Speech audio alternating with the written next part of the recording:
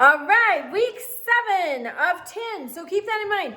If you have missing or late assignments, let me know. Let's get them in. There's never a late point penalty. We just run out of time. This is a 10-week class that cooks along pretty fast. So keep that in mind. I am continuing to work on grading this week, so you'll know exactly where you are. This week's a big week. We're reading chapter 4, Civil Liberties, and chapter 5, Civil Rights. So civil liberties are protected in the Bill of Rights. It's sort of confusing, and that's why I put the two chapters together.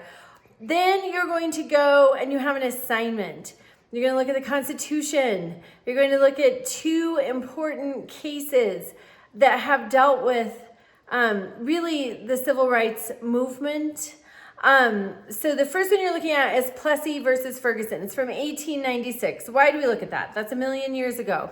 It's so important to look at that case because it helps us better understand the function of our government.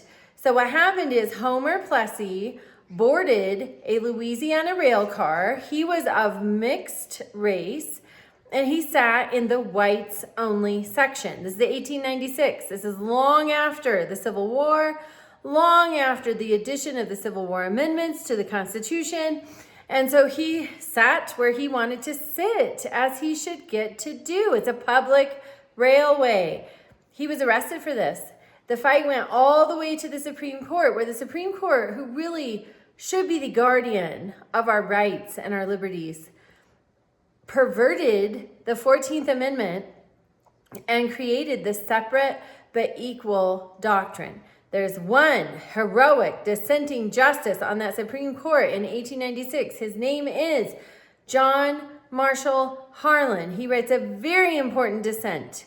And the court, many decades later in the 1950s, uses Justice Harlan's dissent as a platform for their decision in Brown versus Board of Education, where they reverse the separate but equal doctrine that really should never have been law in this country, and they start the process of desegregation. So you're looking at all of that. These are important cases in our history in showing the function and the misfunction of our government. Also, you're going to look at women's rights. Women in this country did not have the right to vote till just 105 years ago.